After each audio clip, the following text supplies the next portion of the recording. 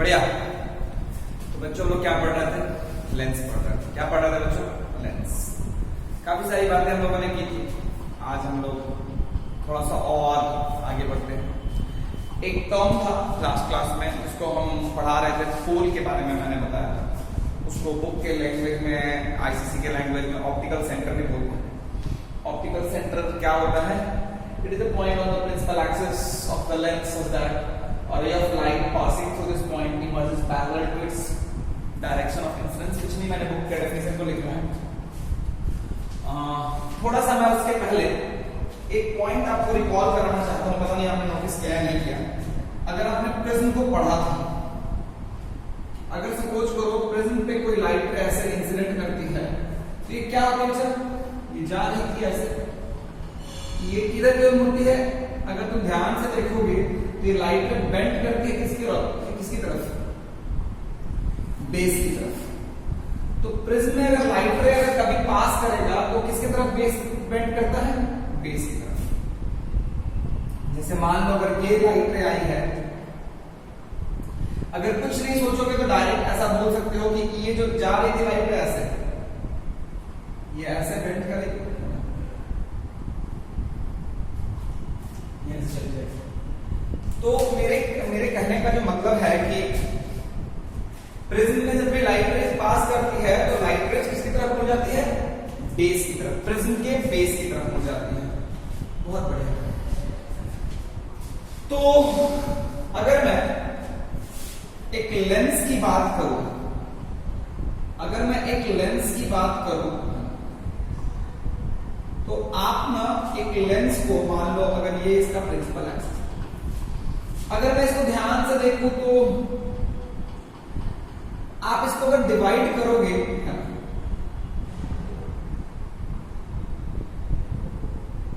अगर मैं छोटे छोटे पार्ट में तोड़ दूं तो आप देखोगे कि ये भी एक प्रिज्म है। You can treat this part as a prism. In fact अगर तुम यहां पे भी ध्यान से देखोगे कि ये जो दो पार्ट है, ये दोनों पैरेलल तो नहीं है, तो इसको भी आप एक प्रिज्म की तरह ट्रीट कर सकते हो। लेकिन ये जो पार्ट है, इस पार्ट को तुम देखोगे तो नियरली ये क्या है? फ्लैट। नियरली क्या है? फ्लैट। अगर नियरली फ्लैट है तो you can treat them as a glass slab. कैसा ट्रीट कर सकते हो सर? ग्लास स्लैब की तरह ट्रीट कर सकते हो।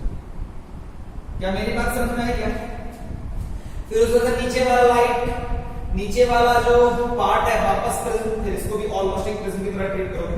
जैसे अगर मान लो एक लाइट रे ऐसे आई, तो देखो तो इसका बेस किधर है? नीचे, तो ऑब्वियसली ऐसे चली जाएगी। यहां से एक लाइट रे, इसका बेस किधर है? ऊपर, ये ऐसे चली जाएगी, है ना?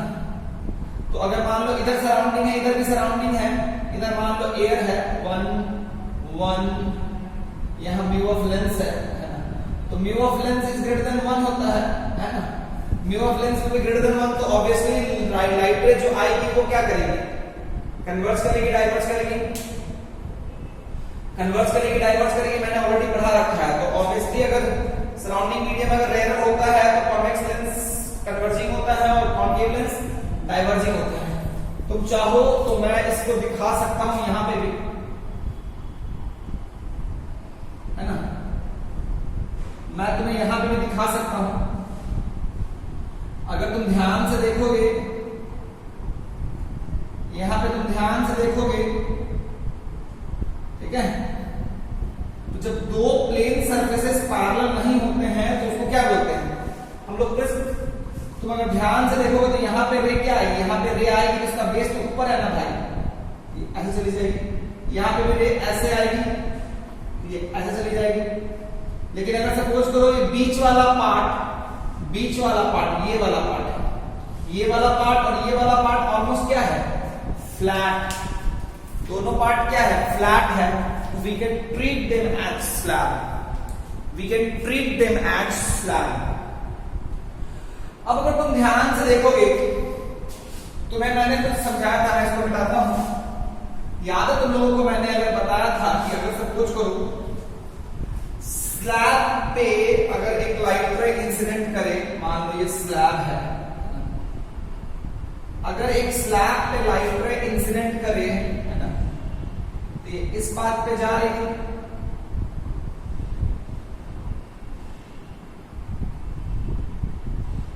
ये इस बात पे जा रही थी, और ये थोड़ा सा यहाँ पे ऐसे बेंड होता है ना, और फिर उसके बाद ये ऐसे ना जाकर के फिर से ये वापस ऐसे आएगा।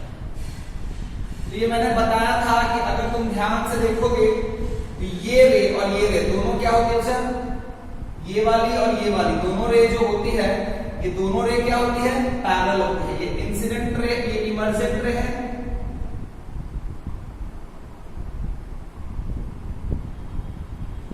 ये जो है ये क्या है, ये तुम्हारा इंसिडेंट रे, ये तुम्हारा इंसिडेंट रे, ये इमर्जेंट रे है और ये इंसिडेंट रे है। इन दोनों के बीच का मुझे थिकनेस ही पता था, याद है? इन दोनों के बीच का डिस्टेंस डी कितना था? इन दोनों के बीच के डिस्टेंस को मैंने डी से बताया था, और डी कितना था, sine of I, sine of क्या था मुझे याद है? अगर तुम ध्यान से देखोगे तो वो था T sec of I into sine of I minus R, I think so यही था, T sec of I into sine of I minus R. Suppose करो अगर ये थिकनेस बहुत छोटा हो, अगर ये थिकनेस बहुत छोटा हो, तुम्हारा डी का वैल्यू क्या होता है, it is if T is small, d will also be very less, d will also be small, है ना? अगर t छोटा होगा तो d भी क्या होगा, छोटा। तो ये वाला पॉइंट थोड़ा रिकॉल कर लेना है, इसकी जरूरत यहाँ पे पड़ने वाली है। मैंने दिखाया कि देखो ऊपर में एक प्रिज्म है, नीचे में भी प्रिज्म है, यहाँ पे अगर लाइट रे अगर पैरेलली आएगी तो ये मतलब इस प्रिज्म पे स्ट्राइक करेगी तो रे कैसे बेंड कर जाएगी, बेस की तरफ, जो मैंने दिखाया। इसमें बेस की तरफ, इसमें बेस की तरफ बेंड करने का मतलब ये ऊपर चला जाएगा, इसमें नीचे चला जाएगा। अब अगर तुम ध्यान से देखोगे इस पार्ट की बात करते हैं, किस पार्ट की बात करते हैं बच्चा, इस पार्ट की। अगर तुम ध्यान से देखोगे तो ये ऑलमोस्ट क्या है, तुम्हें पिक्चर से समझ में आ रहा होगा कि अगर उतने पार्ट को मतलब प्रिंसिपल एक्सिस से थोड़ा ऊपर और थोड़ा नीचे, उतने पार्ट को हम क्या ले सकते हैं, स्लैब ले सकते हैं। अगर मान लो इस पे कोई लाइट रे इंसिडेंट करती है,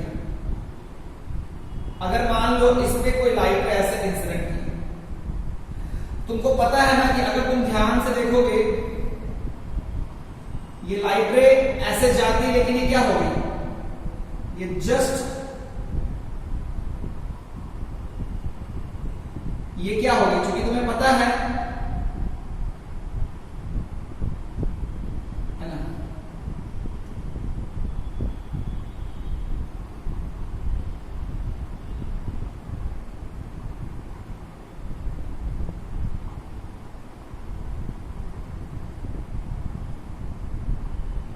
है ना? तो हुआ क्या कि जो लाइट रे आई थी, जो लाइट रे इंसिडेंट थी, तो ये अंदर में रिफ्रैक्शन तो जरूर हुआ होगा, हाँ सर, अंदर में रिफ्रैक्शन जरूर हुआ होगा, क्यों नहीं हुआ सर, अंदर में रिफ्रैक्शन जरूर हुआ होगा सर। तो ये तुम्हारा इंसिडेंट रे वाली लाइन थी और ये तुम्हारा इमर्जेंट रे वाली लाइन थी, है ना? ये तुम्हारा इंसिडेंट रे वाली लाइन थी और ये तुम्हारा इमर्जेंट रे वाली लाइन थी। तो तुम अगर ध्यान से देखोगे तो ये वाला जो पॉइंट है, इन दोनों के बीच का जो डिस्टेंस होगा उसका फॉर्मूला रखा हुआ है, तो यहाँ पे दोनों के बीच का जो डिस्टेंस है वो तो यही टी है ना भाई। ये टी क्या होता है, हमने थिन लेंसेज में टी क्या माना है, बहुत छोटा माना है। तो रियलिटी में ये इंसिडेंट रे और इमर्जेंट रे के बीच का डिस्टेंस क्या होता है, बहुत कम होता है। ऑल्दो मैं पॉइंट डिनोट करता हूं ऐसे, ये वाला पॉइंट, इसको ओ बोल देते हैं, क्या बोलते हैं सर, क्या बोलते हैं सर, क्लियर है क्या?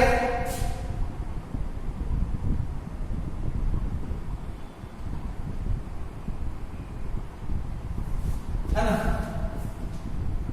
तो ये इंसिडेंट रे है और ये इमर्जेंट रे है, ये इंसिडेंट रे है और ये इमर्जेंट रे है, और ये वाला पॉइंट मेरा क्या है, O।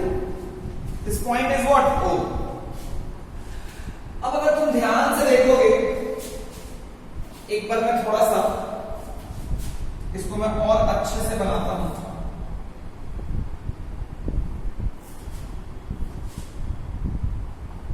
थोड़ा सा बड़ा वाला पार्ट ऐसे क्या नहीं, सपोज करो एक लाइट रे ऐसे इंसिडेंट की,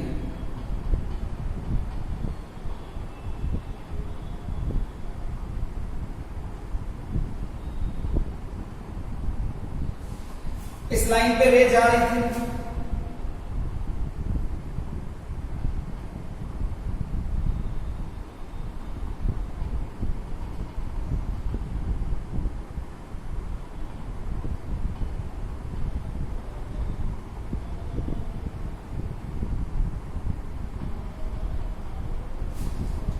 तो यहां पे लाइट रे जो है वो जरूर बेंड करेगी,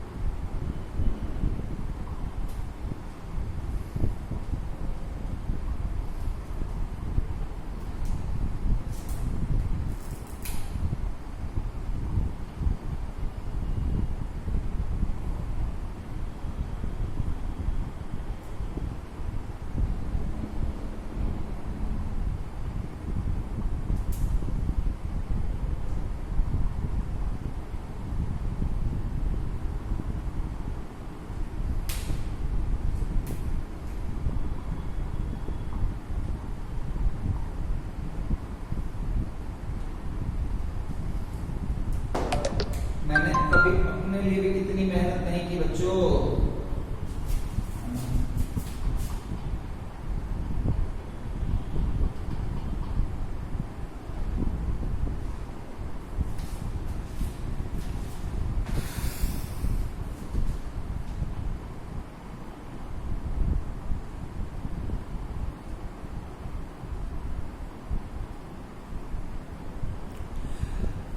तो ध्यान से देखो कि ये रे तुम्हारी इंसिडेंट हुई, फिर ये ऐसे हो गई, फिर ये ऐसे, तो तुम क्या बोल सकते हो? ध्यान से देखो तो इस रे को एंड इस रे को क्या बोल सकते हो? They are parallel, they are parallel बोल सकते हो, नहीं बोल सकते हो? तो यही डेफिनेशन लिखा हुआ है, ये पॉइंट होता है, इसको अगर मैं डिनोट करूं तो ये O होता है, इसको हम लोग ऑप्टिकल सेंटर या पोल भी बोलते हैं। ऑप्टिकल सेंटर को O से डिनोट करते हैं, पोल लोगे तो उसको P से डिनोट करेंगे, लेकिन आपके बुक में ऑप्टिकल सेंटर ही दिया हुआ है। देखो तो it is a point on the principal axis, एक प्रिंसिपल एक्सिस है of the lens such that a ray of light passing through this point emerges parallel to its direction of incidence। तो देखो तो अगर मैं ध्यान से देखूं तो जो इंसिडेंट रे आ रही थी, इंसिडेंट रे आ रही थी, अगर तुम ध्यान से देखोगे, अगर ये रिफ्रैक्शन नहीं होता, ये इसी पॉइंट से पास करती, ये मेरा प्रिंसिपल एक्सिस क्या कहलाता? पॉइंट कहलाता। ये जो मेरा प्रिंसिपल, ये जो मेरा ये अगर ये रिफ्रैक्शन नहीं होता, ये इस पॉइंट से पास कर जाता। और तो रिफ्रैक्शन होने की वजह से ये O से ना पास करके कहां से पास किया है? ये O से ना पास करके कहां से पास किया? अच्छा, O' से, है ना? लेकिन अगर रिफ्रैक्शन नहीं होता तो इस O से पास करता। अब अगर ध्यान से देखोगे कि अगर मैं इसको एक स्लैब की तरह ट्रीट करूंगा तो ये दोनों रे क्या होती है? पैरेलल, जिसके बारे में हमने बात कर रखी है। तो मेरा O क्या कहलाएगा? मेरा O कहलाएगा ऑप्टिकल सेंटर या पोल कहलाएगा। अच्छा, अगर तुम ध्यान से देखोगे इन दोनों के बीच का डिस्टेंस, इन दोनों के बीच का डिस्टेंस क्या होगा? इन दोनों के बीच का डिस्टेंस क्या होगा? बहुत very small.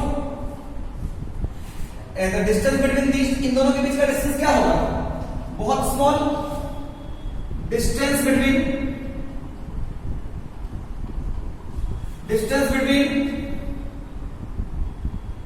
Emergent ray and line of incident ray will be very small, will be very small. So because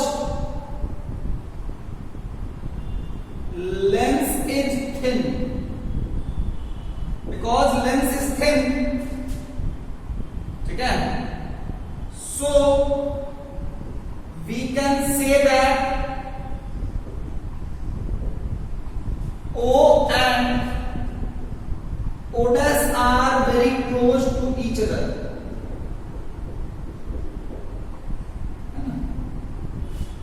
O and O dash are very close to each other.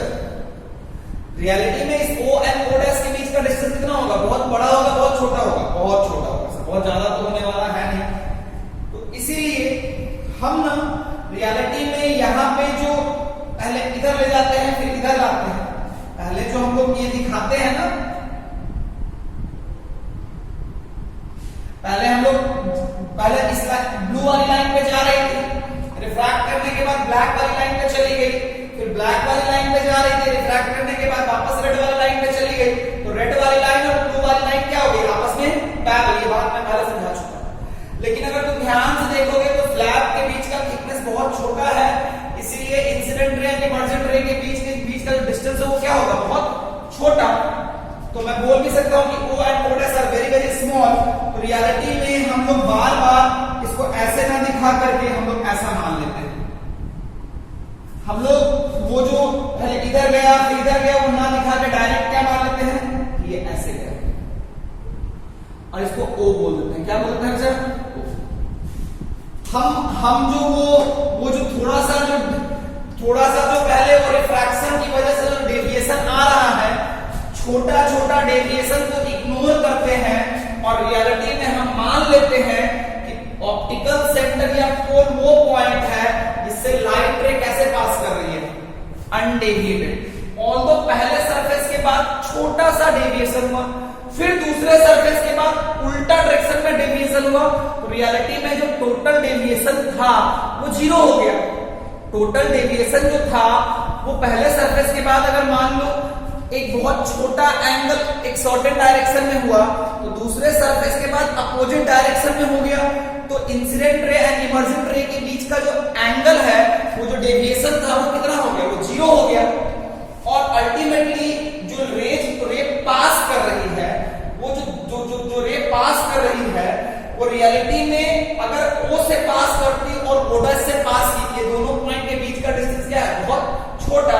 तो हमें वो O dash में दिखाने की जरूरत नहीं है, क्योंकि देखो दो कॉन्टेक्स्ट है मेरा कॉन्टेक्स्ट मतलब मेरे को दो चीज है। एक तो ये दोनों लाइन आपस में पैरेलल है, ये दोनों लाइन आपस में पैरेलल है। दूसरा जो रे पास कर रही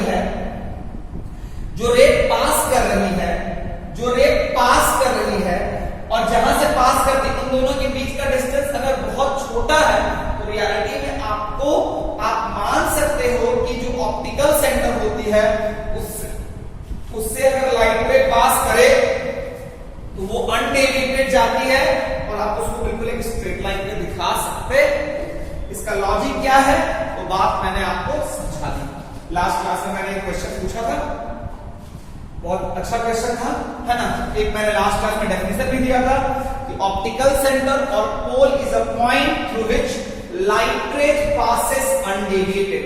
optical centre and pole is a point through which light rays passes undeviated. ये क्लियर हो गया बच्चा? हाँ सर।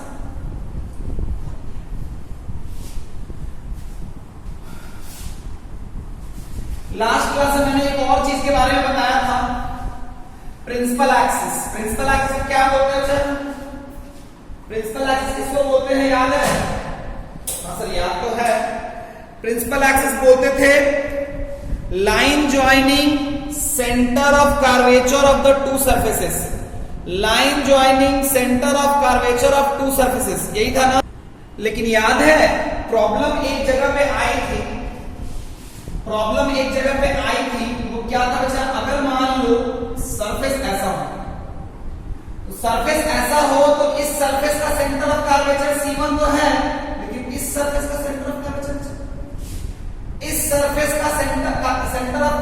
C1 तो है, इस सरफेस का सेंटर ऑफ कर्वेचर तो C1 तो है, लेकिन इस सरफेस का सेंटर ऑफ कर्वेचर नहीं पता है। लेकिन एक बात तो मैं बताता हूं, किसी ने अगर सोचा है और उसका जवाब मेरे जवाब से मैच कर जाए तो अपना पीठ थपथपा लेना। देखो एक बात बताते हैं, सेंटर ऑफ कर्वेचर क्या होता है? एक ऐसा पॉइंट होता है, एक ऐसा पॉइंट होता है जिससे कि अगर कोई भी लाइन पास कर रही हो तो वो सरफेस पे क्या होती है? परपेंडिकुलर होती है। ये तो हम जानते हैं।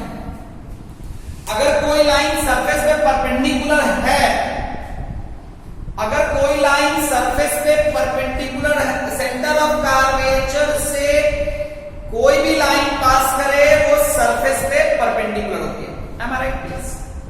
क्या मैं इसको उल्टा भी बोल सकता हूं कि जो भी लाइन परपेंडिकुलर होती है वो सेंटर ऑफ कर्वेचर से पास करती है? क्या ये दोनों तरफ से सही है या सिर्फ एक तरफ से? एक तरफ से है। सेंटर ऑफ कर्वेचर से जो भी लाइन पास करेगी that line will be perpendicular on the surface. Is it correct? Yes sir. उल्टा बोलूं, any line which is perpendicular to the surface, any line which is perpendicular on the surface will be passing through the center of curvature. क्या ये भी line सही है? Yes. दोनों side से सही है। तो देखो मेरे लिए क्या है अच्छा कि जब प्लेन सरफेस, मैं इसी को यूज करूंगा, मेरे लिए क्या है कि प्लेन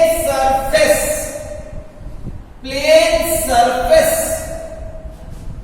जो होता है उसका सेंटर ऑफ कर्वेचर कहीं इंफिनिटी पे होता है। तो रियलिटी में इंफिनिटी पे होता है, तो सेंटर ऑफ कर्वेचर को तो लोकेट करना पॉसिबल नहीं है। लेकिन मान लो अगर ये सरफेस है, इसका सेंटर ऑफ कर्वेचर C1 है, तो अगर इसका सेंटर ऑफ कर्वेचर C1 है, मैंने एक लाइन डाला, देखो ये लाइन ऐसे मैंने डाल दिया है ना, क्या ये एंगल 90 डिग्री है? क्या theta is 90 degree? Theta is 90 degree. पहला ए ट्रू, दूसरा बी फॉल्स। अगर मैं इसकी बात करूं थीटा 1, संग ये भी बताना theta 1 is 90 degree, theta 1 is 90 degree. पहला ए ट्रू, दूसरा फॉल्स। तुम्हें दोनों पहले इसका आंसर बताओ, फिर इसका आंसर बताओ। बढ़िया से सोच के बताओ, बढ़िया से सोच के बताओ। बता पाओगे क्या?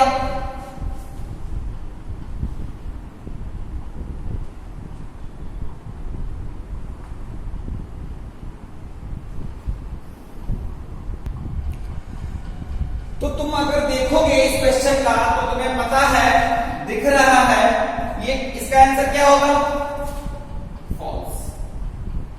क्योंकि ये C1 से लाइन डाले हैं, इस वाले सरफेस का theta 1 is always what? 90 degree. ये ट्रू होगा। क्लियर है क्या? आना बोलो। अब अगर मान लो मैं इसकी बात, ये तुम्हें कितना लग रहा है? 90। ये भी कितना लग रहा है? ये तो 90 होगा ही होगा। जैसे ये 90 नहीं है, लेकिन ये तो हमेशा 90 है ना?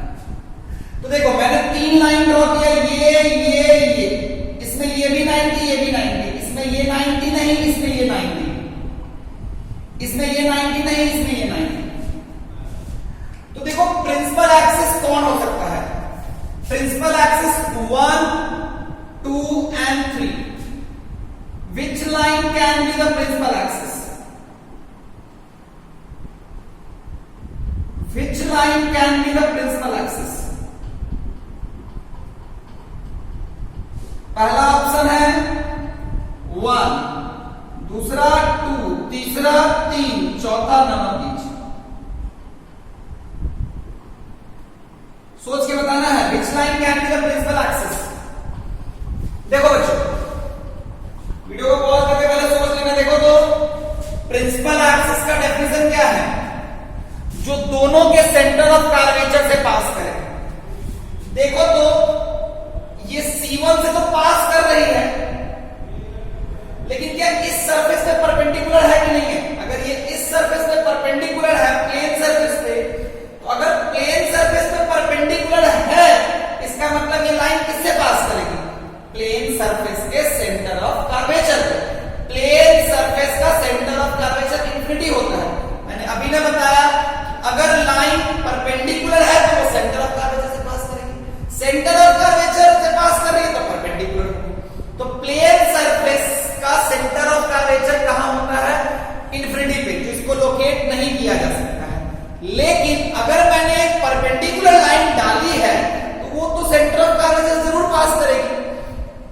तो C1 से अगर मैं एक परपेंडिकुलर डाल दूं किस पे, प्लेन सरफेस, C1 से मैं परपेंडिकुलर डाल दूं प्लेन सरफेस पे, वही मेरा प्रिंसिपल एक्सिस होगा। क्यों भाई?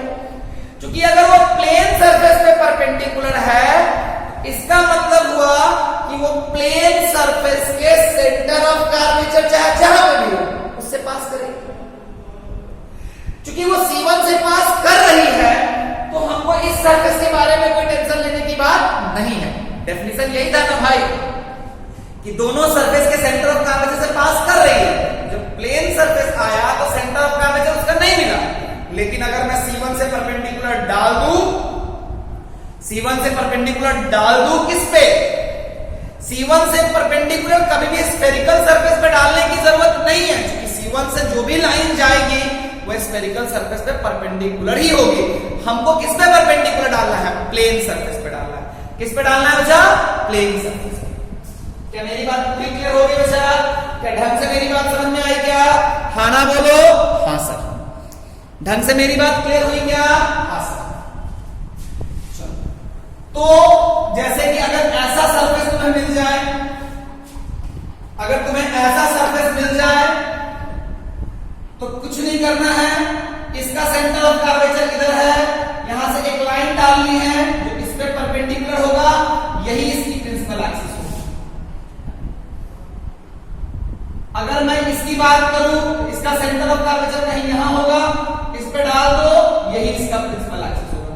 क्योंकि ये C1 है, ये अगर परपेंडिकुलर हुआ, अगर ये इसका परपेंडिकुलर हुआ, अगर ये इस पे परपेंडिकुलर है, इसके सेंटर ऑफ कर्वेचर से लाइन पास कर रही है और इसके तो ऑलरेडी सेंटर ऑफ कर्वेचर से पास कर रही है, दोनों के सेंटर ऑफ कर्वेचर से पास करेगी, तो क्या बोल देंगे? Principal axis. जैसे कि इस वाला केस में दिक्कत नहीं है, इसका C1 इधर, इसका C2 इधर है ना, इस वाले भी केस में दिक्कत नहीं है, इसका इधर, इसका इधर, क्लियर ना? लेकिन इस वाले में दिक्कत था, इसको मैंने क्लियर कर दिया। क्लियर है क्या? बहुत बढ़िया। तो जो दो क्वेश्चन मैंने आपको दिया था वो क्लियर हो गया ना? हाँ सर। अब हम थोड़ी सी बात और करेंगे। क्या करेंगे उसके बारे में थोड़ी बात कर लेते हैं। फोकस की बात करते हैं। फोकस के बारे में डेफिनेशन दिए थे, when the incident rays are coming parallel to principal axis, then after reflection, where does it meet or appear to meet is known as principal focus, focus, second focus, ये सब कुछ बोल सकते हैं। क्या मेरी बात क्लियर है क्या? हाँ। इसको यूजुअली F2 बोलते हैं, है ना? इसको यूजुअली F2 बोलते हैं, कोई प्रॉब्लम नहीं है। अच्छा। और इस डिस्टेंस को क्या बोलते हैं? इस डिस्टेंस को क्या बोलते हैं? F बोल सकते हो या फिर इसको small focal length, principal focus ही मेरा फोकल लेंथ होता है। क्लियर है क्या? कोई प्रॉब्लम नहीं। तो ये भी बात हो गई। थोड़ी सी बात मैं और करना चाहता हूं, मेरी बात समझना। थोड़ी सी बात मैं और करना चाहता हूं। एक और डेफिनेशन होता है, इसके बारे में मैंने लास्ट क्लास में बात कर ली थी। एक और डेफिनेशन होता है जिसको हम लोग क्या बोलते हैं?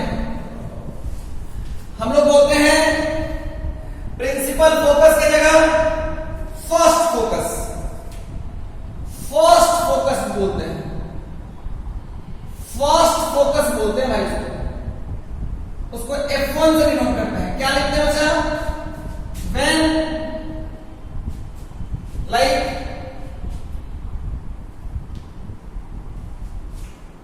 फर्स्ट फोकस क्या बोलते हैं? It is a point on the principal axis, it is the point on the principal axis, it is the point on the principal axis through which incident rays passes or appear to pass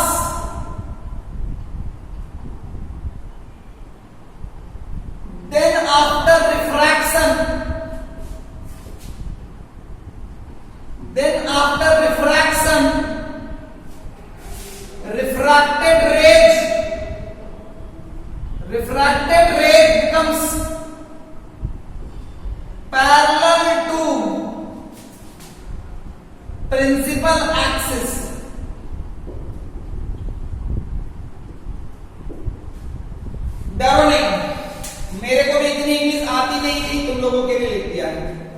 it is the point on the principal axis through which, it is the point on the principal axis, ध्यान से समझना, it is the point, एक point है कहां पे भाई, principal axis through which incident ray, ध्यान देना कौन सी रे, पासेस, वो एक ऐसा पॉइंट है जिससे कि इंसिडेंट रे पासेस और अपीयर टू पास, दोनों में से कुछ हो जाए। Then after refraction refracted ray becomes parallel to principal axis. इसमें दो वर्ड्स इसमें बहुत इंपॉर्टेंट है, रिफ्रैक्टेड रे पैरेलल होती है, रिफ्रैक्टेड रे क्या होती है बच्चा, पैरेलल। Is it clear? हां सर। अच्छा एक बात बताओगे, सेकंड फोकस के डेफिनेशन में कौन सी रे पैरेलल थी, इंसिडेंट रे पैरेलल थी या रिफ्रैक्टेड रे पैरेलल थी? इंसिडेंट रे, अगर मैं फर्स्ट फोकस की बात करूं तो फर्स्ट फोकस में कौन सी रे पैरेलल थी, फर्स्ट फोकस में विच रे was parallel, obviously incident ray. इसमें कौन सी रे पैरेलल हुई, इसमें कौन सी रे पैरेलल हुई, मान लो मैंने माना इधर से इंसिडेंट रे आ रही है, ध्यान से देखो इसमें कौन सी रे पैरेलल हुई, मैं रिफ्रैक्टेड रे को रेड से दिखाऊंगा, मैं रिफ्रैक्टेड रे को रेड से दिखाऊंगा, ध्यान से देखो,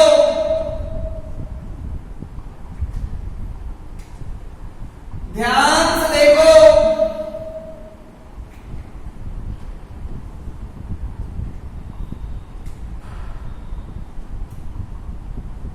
देखो एक में इंसिडेंट रे पैरेलल है, दूसरे में refracted ray becomes parallel to principal axis.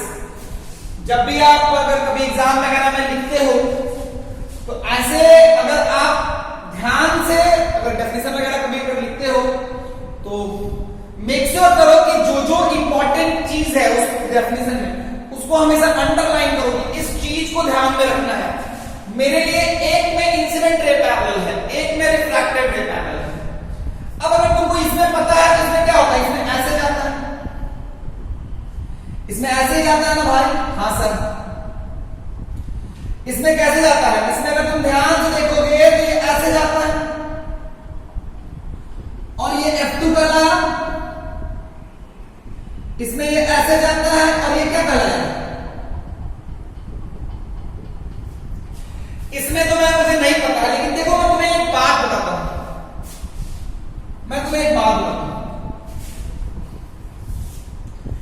इसमें तो मुझे ये पता है कि ऐसे रे आएगी, ऐसे जाएगी, इसमें ऐसे रे आएगी, ऐसे जाएगी, लेकिन इसको तुम अगर ध्यान से देखोगे तुम्हारे लिए क्या पता है, तुम्हें क्या दिया हुआ है, रिफ्रैक्टेड रे, इंसिडेंट रे पता हुआ है, रिफ्रैक्टेड रे निकालना it's very easy, I think सो, लेकिन रिफ्रैक्टेड रे दिया हुआ है, इंसिडेंट रे निकालना थोड़ा सा कॉम्प्लेक्स है। लेकिन मैं तुम्हें एक बात बताऊं, देखो तो बच्चों एक बात बताऊं, अगर मान लो मैं इस रे को, ये भले ही ये रे ऐसे आ रही है, ये रे आ रही ऐसे जा रही है, लेकिन अगर इसका डायरेक्शन रिवर्स करूंगा, मैं यहां फिर से बना रहा हूं,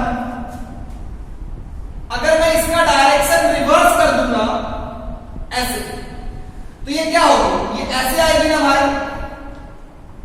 अगर मैं इन दोनों का डायरेक्शन रिवर्स करूंगा तो ये ऐसे आएगी ना, तो अगर ये ऐसे आएगी तो इसका मतलब है कि पाथ तो चेंज नहीं करता है ना भाई, इन दोनों का डायरेक्शन मैंने रिवर्स किया है, इन दोनों का डायरेक्शन मैंने रिवर्स किया तो ये ऐसे पाथ आएगी। तो अल्टीमेटली इस केस में भी अगर डायरेक्शन रिवर्स करके सोचोगे तो रियलिटी में ये ऐसे और ये ऐसे, लेकिन ये कौन सी रे है जो मैंने ब्लैक कलर से दिखाई है, वो कौन सी रे है, इंसिडेंट रे है, रिफ्रैक्टेड रे है, इंसिडेंट रे है। कौन सी रे है बच्चा, इंसिडेंट रे है। ये वाली पॉइंट क्या कहलाएगी, इसी पॉइंट से ना प्रिंसिपल एक्सिस पास करेंगे, this point will be called what, first focus, this point will be called what, first focus. Am I clear? हां सर। इसकी बात करते हैं, अगर इसको इधर डालोगे, इसको इधर